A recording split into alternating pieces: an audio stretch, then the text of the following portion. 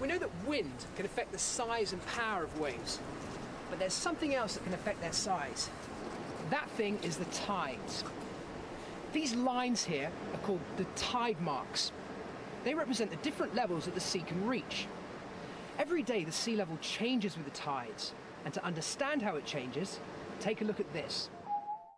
There's a low tide where the sea level is low, and then roughly 6 hours later, the level of the water rises to create a high tide.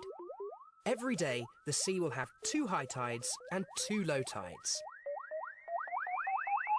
Now, waves that hit the coast on a high tide can obviously reach higher up. This means that a larger area is affected and there's more erosion. So what happens when high winds meet a high tide? Well, you can get waves that look like this. This is called a storm surge. Imagine the damage done to the coast on a day like this.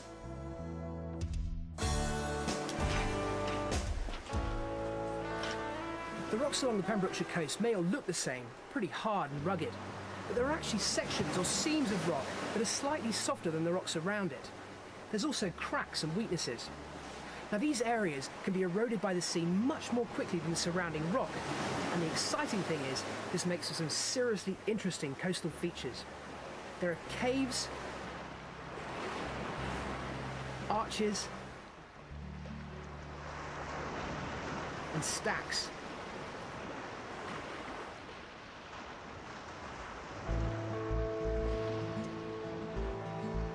And I went for a closer look. Caves like this were a perfect place for smugglers to stash away their stolen treasures.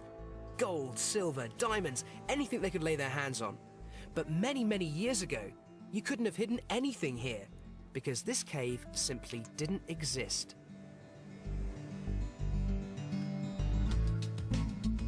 It started its life as just another part of the cliff face, with the sea constantly pounding. But within this cliff face, there would have been a section of softer rock, or rock with small weaknesses, joints or cracks. The sea would erode this part at a much quicker rate, until over many years, with the pounding and erosion, a hollow is cut out. This hollow would widen and deepen, eventually resulting in a cave.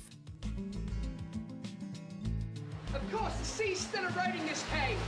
And who knows, if you came back in 100 years' time, you might, just might, notice the difference.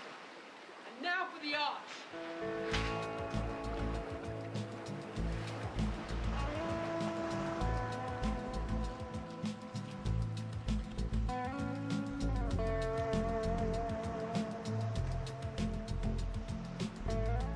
This arch would have started its life as a cave, but erosion has taken it one step further. The land that sticks out to sea is made of very hard rock that's been difficult to erode. We call this a headland. But within this hard rock, as before, there would have been a weakness or softer rock. Again, the pounding of the sea would have eroded this section at a quicker rate, creating caves on either side of the headland. These caves would have got deeper and wider until they joined, creating a natural arch.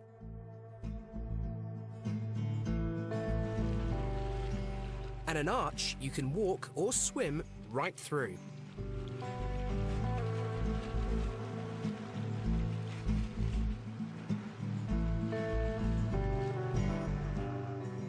Because it's low tide, the arch is only being eroded down here at the base.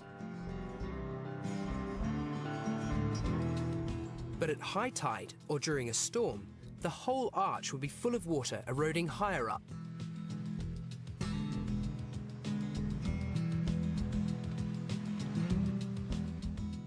Over many hundreds of years, this arch will get thinner and thinner until it gets so thin that it comes crashing down.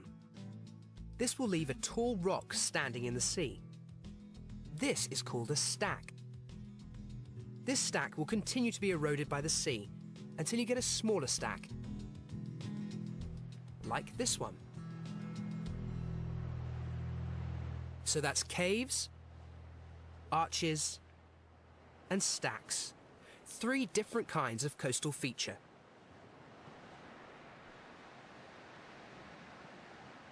Matt and I are heading off to Carefai Beach, which is Well, deserted. Not a whiff of a sandcastle, or a deck chair, or even people. But what this beach does have is a perfect explanation as to how beaches are formed. Our story about beach formation starts up there, towards the back of the beach. Okay, Matt, I need your help for a moment.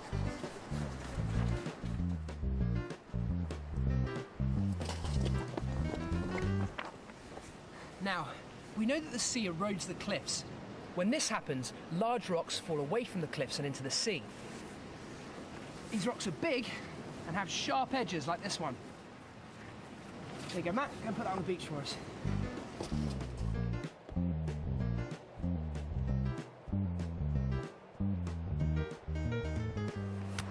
The rocks tossed about by the waves as the sea comes crashing in. As it's knocked about, the edges become eroded, worn away, like this one, producing a smoother kind of rock. There you go, Matt.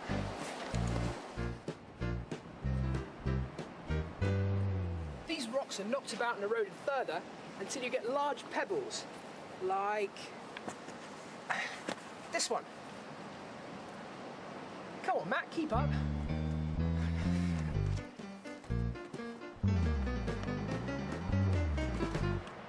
The sea does its job again, eroding the pebbles still further until you get much smaller ones. Like this. Come on, almost finished.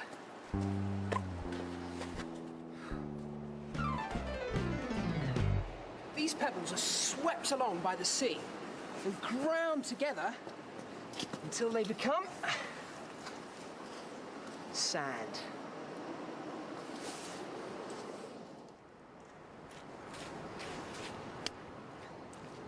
And there you have it. Large, pointy rocks gradually eroded to become smoother, smaller pebbles and eventually sand. And that, my friends, is how a beach is made. I thank you. Cheers, Matt. Couldn't have done it without you.